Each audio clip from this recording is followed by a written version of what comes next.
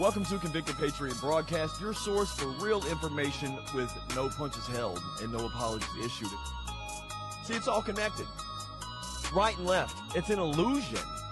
See, there's so much, this rabbit hole goes so deep that it's going to take you forever to catch up. And this is, quite frankly, a war for our very souls. I want us all to pray for our country in the direction we are headed. God bless you all, and God bless America. And God bless America. Welcome to Convicted Patriot, your source of common sense takes on information that I deem necessary to discuss. My name is Christian Russ, and if this is your first time watching, then please know that I do get explicit, especially when I'm speaking about topics like I'll be covering today. I am affiliated with no political party. By it, I am a conservative Christian man, and I think that independent thought is much more valuable and rare than the more common hive mind variety that we have en masse in today's society, and thus I practice what I preach. On this broadcast, I do my best to call balls and strikes, and I've been told more than a few times that I represent the working man's point of view, and that they all agree with my positions on the majority of everything that I bring up anyway. So I do my best to come with accurate information and patience. If I get it wrong, I will come right back on here and apologize and correct myself, and I have indeed had to do that before, and more than once.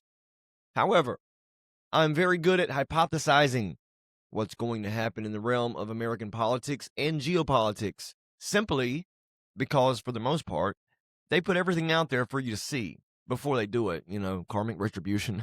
You just got to know where to look. And I also have been keeping up with this interest, hobby, addiction of mine for over a decade now, and I can credit Trump for that. History repeats itself.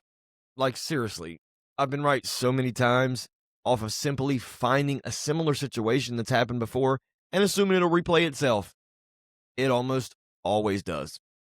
That being said, we are on day 32 of this war of choice, this war of aggression that was initiated by the United States and Israel against Iran.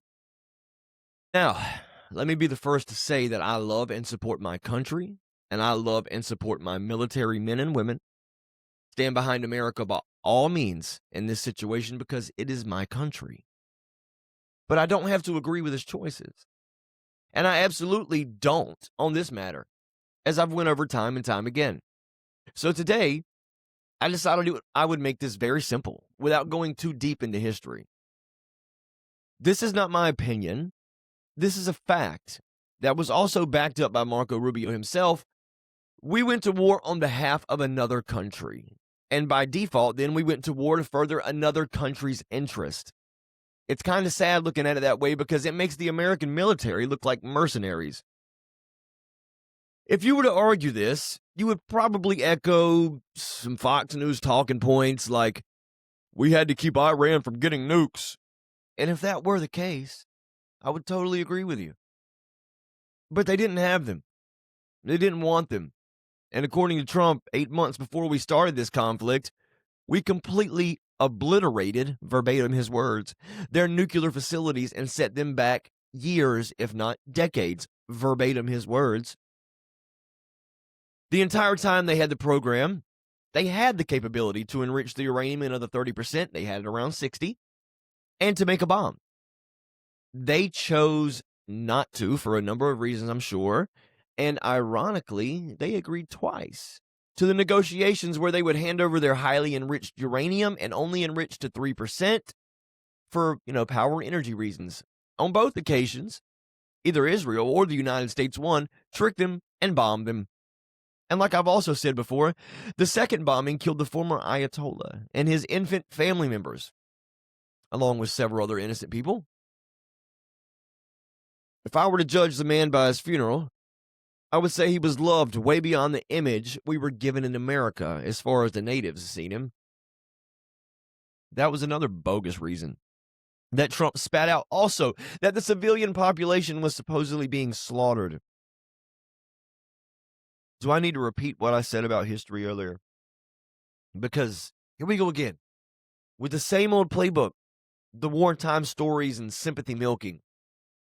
They want you to feel something, anything, to make you want to support this predicament.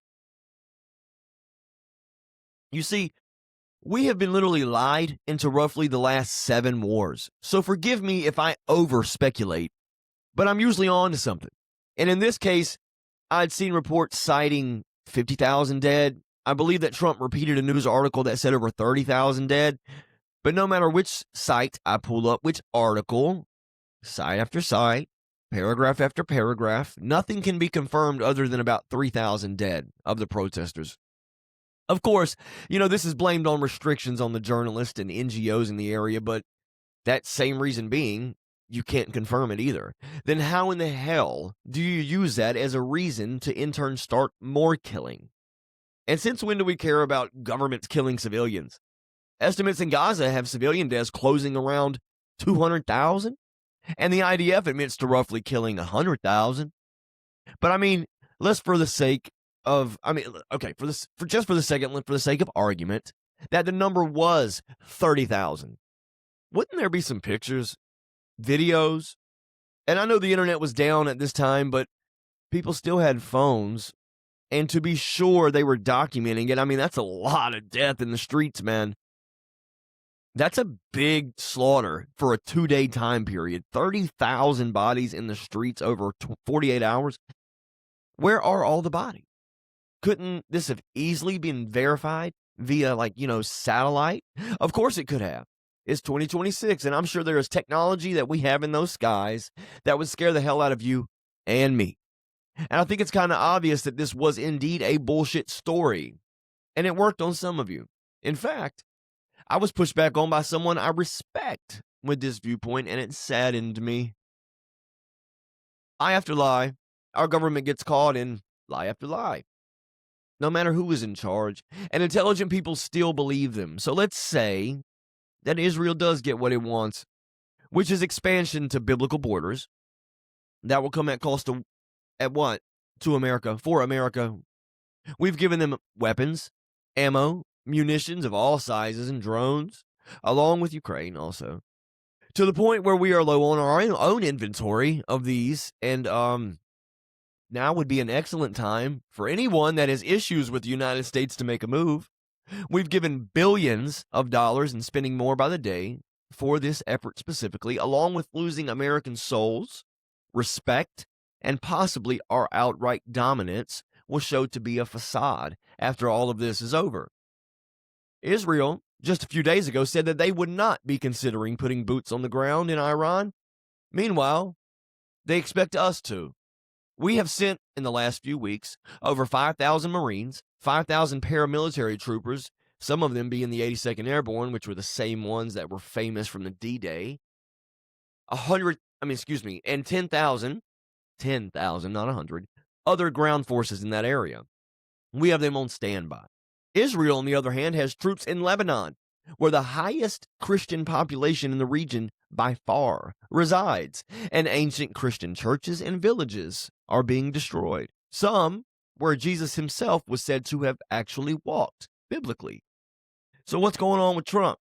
Well, I think he was really sold on this could be done and over with in a few days to a week or two.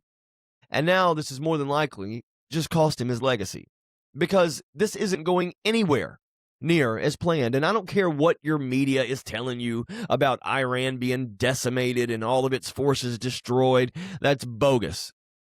So what can be verified by, like I said, actually satellite technology at this point is around 30% of their forces have been dismantled. And it appears that their attacks are growing smaller in size of payload, which means they are either getting low or they are being strategic because they know we are getting low on defensive capabilities as far as missiles, interfering with missiles, intercepting missiles. Geez, couldn't get it out. Regardless, Trump and the White House have been broadcasting that they want this war to come to a close and to withdraw in the next 2 weeks or few weeks. Now, let me tell you a few things about that. First of all, it's April Fool's Day. And I'm not sure if Trump thinks that it's cute to begin a PsyOp on such a day. But it is very possible because there is absolutely no way that Donald Trump is going to walk away from this, not only without completing a single objective that he supposedly set out to do. Iran still has uranium buried somewhere, still has nuclear capabilities, still has the right to possess drones and ballistic missiles for defensive measures, still has free will to fund all of their proxies, and the same power structure has remained set up with the regime, minus a handful of lives.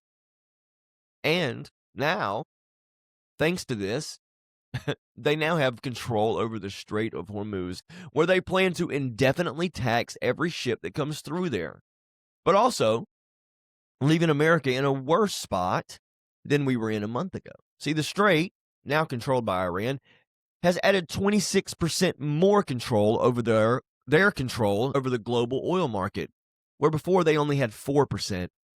Now they control 20% of the liquefied natural gas because a chunk of that comes through the Strait of Hormuz via Qatar. So what's the play here? All I can give you is my educated guess from where I look at it anyway. And if we pull out where we sit now, it will be considered a surrender. Simply because, we accomplished all of shit. And by far, lost more than we've started with. Trump, of all people, has gotten too much pride and ego. It is too concerned with his legacy to go down like that. 24 hours ago, he was setting a deadline and threatening to bomb everything, and now he's saying, I'm sorry, let's talk. And comically, when the markets are closed on the weekends, the stock market that is, he makes threats, and then he reassures them, and they balance out when the week begins. On Monday, he always smooths things over so we don't have an upset too bad in a 401 case. But he talks nicely and optimistic during the week, so the market balances out. And I think that this, honestly, overall, is a misinformation campaign to get other countries that are just as invested in the Strait, if not, honestly, much more invested, such as Japan, the Gulf countries, and European countries. They need to step up and fucking help. So far, it's worked on the UAE, who is now talking about helping us offensively with their Air Force, and possibly some places to use as landing areas for operation. Well, on the flip side of this, if Iran succeeds in isolating the United States and Israel and forms business relationships with all of the other countries for oil and energy, then we are seriously fucked. The petrodollar is the only thing that props up the American dollar as a reserve currency. And yes, we are getting a bubble right now from the AI surge, but it will pop soon, I feel. I think AI is being chalked up to be more than what they could deliver. I think they are forcing on us more than anything. Anyway, where the petrodollar was once secure, it is now not. And that's being threatened. And it's not at all something that this country can handle right now, if ever. So many consequences unfurl from selfish ass boomers that have an agenda and are now at the end of their lives and want to go down as historical legends. To hell with other people and their lives. I tell you what, I have grandparents that are boomers and I love them to death, and they do not fit this category at all. But you boomers are the most selfish generation I think I've ever seen. You just think everything. You are entitled. Hey, do you see how bad the young generations right now are struggling? Something that you never had to deal with. You grew up in a country that was actually stable and thriving. These Gen Z kids, you realize, like, average homeowner, first-time homeowners in their late 40s right now. What were you, boomers? 19, 20? How about you guys that are situated, sitting on money, nest eggs, chilling, and owning 2 or 3 homes? How about you pay out to the youth? Anyway, I supported Trump for 11 years. I backed him 100%, and I spent countless hours arguing. Lost friendships behind supporting him. Fought with family over it. Started digging heavy into American political history and then world politics after Trump got deeply interested in the game. Trump made a huge impact on my life, and I even got the man's mugshot tattooed on me. But I shouldn't have trusted a politician. And I knew better. I just didn't see him as a politician. But he sure became one. All those promises I pushed for and never got. What I did get was another stupid forever war that we won't gain shit from at all, but misery. I got blackballed from seeing the Epstein list, as did every other American. Or the Epstein files, all of them as a whole. We've been lied to repeatedly about things that are going on in the Middle East right now. We've been smoke and mirrors, man. They really think propaganda will still work in the day and age of the internet. I still have a few policies that this administration has set forth that I like.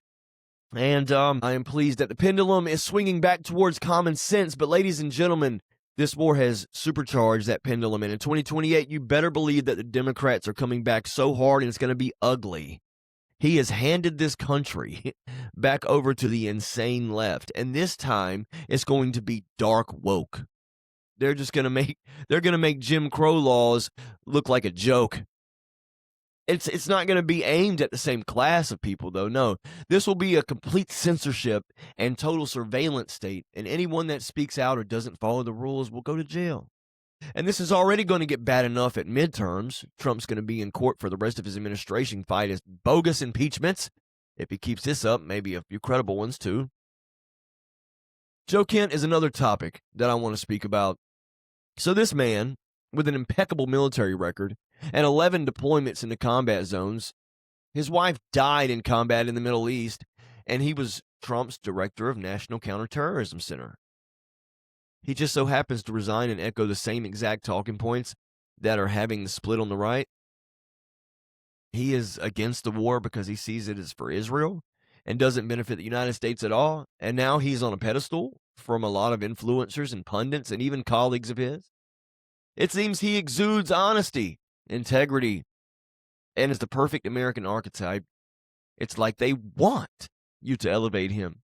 While at first I was impressed and almost went for it until I did some digging and found out that he's a spook. Mr. Kent is CIA and therefore part of a rogue entity. A rogue entity that pretends that it works for the United States government. Who it works for is still up for debate, but I think we have a pretty good idea of who the powers that be are, especially after that file dump. And I think I see something brewing here once again. It's my educated guess, but I'm typically a monster with this shit, so hear me out. The United States government has been building a security surveillance infrastructure since 2001, obviously using the attacks on 9/11 to justify this. See, they need now another reason to further this agenda, to continue the final steps of implementing a central bank of digital currency and a social credit score, which is absolutely what the Democrats will see to in 2028. I can see it now with their Go Green carbon tax to save the planet from humans breathing and driving. Over and over again, we have been told that the greatest threat to this country is white supremacy and anti-Semitic rhetoric and actions. They have tried their best to fake this threat with feds pretending, dressing up, calling themselves Patriot Front, and others, I'm sure. But the threat isn't real.